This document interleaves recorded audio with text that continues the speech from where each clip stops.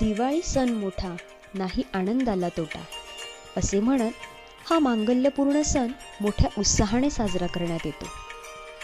दिव्यांची आणि त्याचबरोबर आनंदाची उधळण करणारा हा सण भारतातच नव्हे तर जगभरात साजरा करण्यात येतो.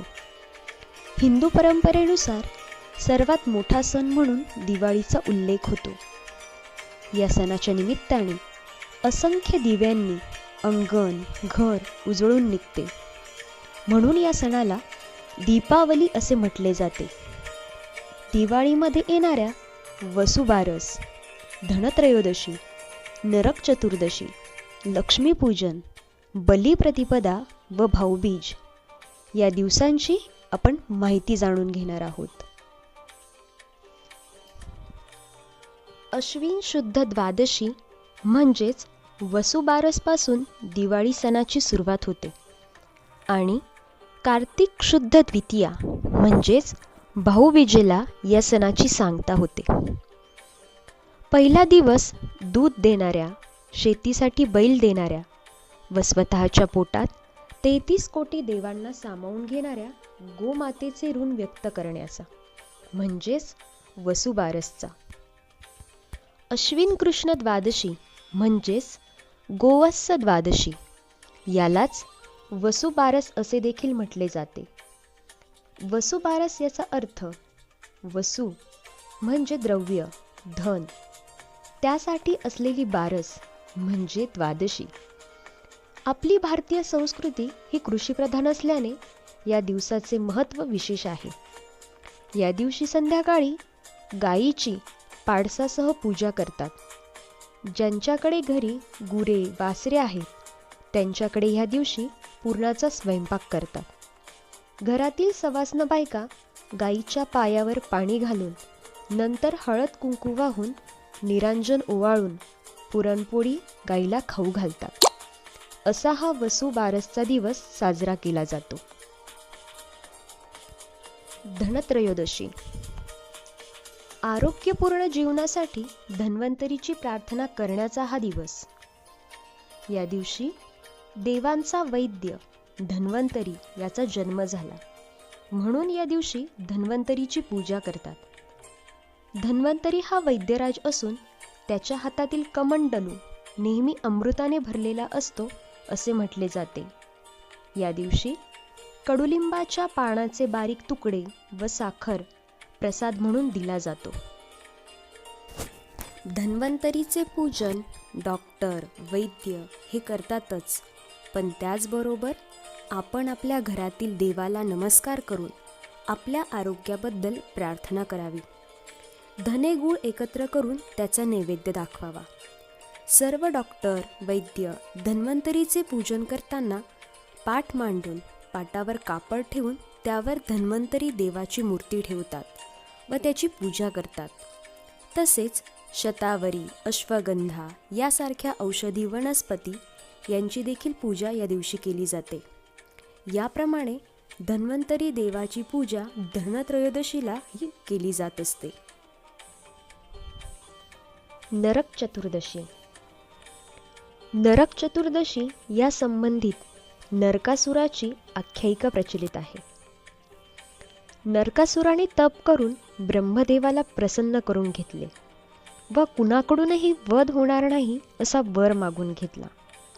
त्या वराच्या योगाने त्याने अनेक राजांना हरवून त्यांच्या कन्या व त्या राज्यांतील स्त्रियांचे अपहरण केले. नरकासुराने अशा एकूण 16,000 स्त्रियांना पळवून नेले व मणिपर्वतावर एक नगर वसवून त्यात त्यांना बंदी बनवून ठेवले. तसेच अगणित संपत्ती त्याने लुटली. श्रीकृष्णाने गरुडावर स्वार होऊन नरकासुरावर चाल केली व नरकासुराच्या देहाचे 2 तुकडे करत त्याचा वध केला. नरकासुराच्या वधाने देवांना तसेच प्रजेला आनंद झाला. नरकासुराच्या बंदिवासातील कुमारिकांना त्यांचे घरचे स्वीकारणार नाहीत हे जाणून श्रीकृष्णाने या 16,000 कन्यांसोबत विवाह केला व त्यांना सामाजिक प्रतिष्ठा मिळवून दिली. श्रीकृष्णाच्या पराक्रमाचे स्मरण म्हणून अश्विन कृष्ण चतुर्दशीस नरक चतुर्दशी हा सण साजरा केला जातो. या दिवशी अभ्यंग स्नानाचे विशेष महत्त्व असते. सकाळी लवकर उठून संपूर्ण शरीरास तेलाचे मर्दन करून सुवासिक उटणे लावून सूर्योदयापूर्वी स्नान केले जाते. लक्ष्मीपूजन. लक्ष्मीच्या रूपाने धनसंपदेचे पूजन म्हणजेच लक्ष्मीपूजन. अश्विन अमावस्येस लक्ष्मीपूजन केले जाते. या दिवशी रात्री लक्ष्मी सर्वत्र संचार करते आणि आपल्या निवासासाठी योग्य असे स्थान शोधू लागते. जेथे चारित्र्यवान, कर्तव्यदक्ष, संयमी, क्षमाशील पुरुष व गुणवती आणि प्रतिवता स्त्री असते, त्या घरी वास्तव्य करणे लक्ष्मी देवीला आवडते, अशी आख्यायिका आहे. समृद्धी व ऐश्वर्याचे प्रतीक असलेल्या लक्ष्मीची पूजा या दिवशी केली जाते. लक्ष्मीपूजनाची तयारी करताना चौरंग मांडून त्यावर कापड ठेवून तांदळाचे चौक किंवा स्वस्तिक काढून त्यावर लक्ष्मीची मूर्ती ठेवतात व त्याच्या शेजारीच कुबेराची मूर्ती ठेवून त्यांची पूजा करून फुले वाहिली जातात. या दिवशी साळीच्या लाह्या व बत्तासे प्रसाद म्हणून वाटले जातात. व्यापारी मंडळी या दिवशी आपल्या दुकानात लक्ष्मीपूजन करतात. बलिप्रतिपदा. बलिप्रतिपदेविषयी पौराणिक कथा सांगितली जाते. फार पूर्वी बली नावाचा राजा होता. तो अत्यंत उदार व धर्मप्रिय होता. त्याने अनेक यज्ञ केले, त्यामुळे त्याची प्रतिकार शक्ती वाढली. देवांनाही भीती वाटू लागली. जर त्याने स्वर्गावर विजय मिळवला तर, असा प्रश्न देवांना पडला व सर्व देव विष्णूकडे गेले. विष्णूने त्यांची अडचण समजावून घेतली व अत्यंत चलाखीने कट रचला. विष्णूने बटू वामनाचे रूप धारण केले व यज्ञ चालू असताना बलिराजाकडे गेला. यज्ञाच्या वेळी ब्राह्मण आल्यामुळे राजा खुश झाला. बलिराजाने त्याला विचारले, काय हवं असेल ते माग. त्यावर बटू वामन रूपी विष्णूने उत्तर दिले की मला फक्त 3 पावले जमीन दे. बलिराजाने ताबडतोब मागणं मान्य केलं. नंतर बटू वामनाने आपले खरे रूप धारण केले. 2 पावलांत पृथ्वी व आकाश व्यापून टाकले व विचारले, आता 3रं पाऊल कुठे टाकू. बलिराजाला देवाची युक्ती समजली व त्याने विष्णू पुढे आपलं मस्तक टेकलं. विष्णूने आपल्या पायाने बलिराजाला जमिनीत खूप खाली पाठवून पाताळाचं राज्य दिलं. त्यामुळे देवांची काळजी दूर झाली.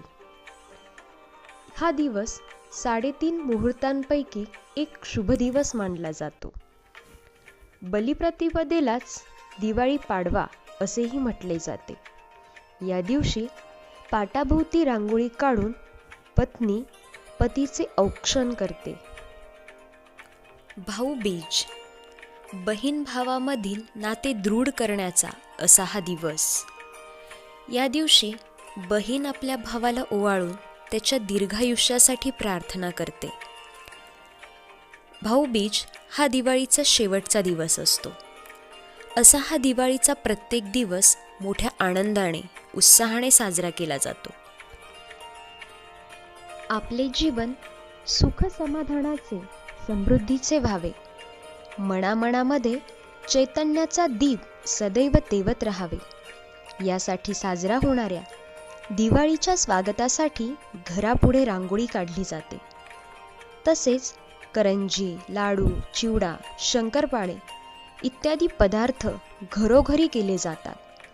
तर दुसरीकडे फटाक्यांची आतिषबाजी, घरापुढील आकाशकंदील आणि इलेक्ट्रिक दिव्यांची रोषणाई या सणाची रंगत द्विगुणित करतात.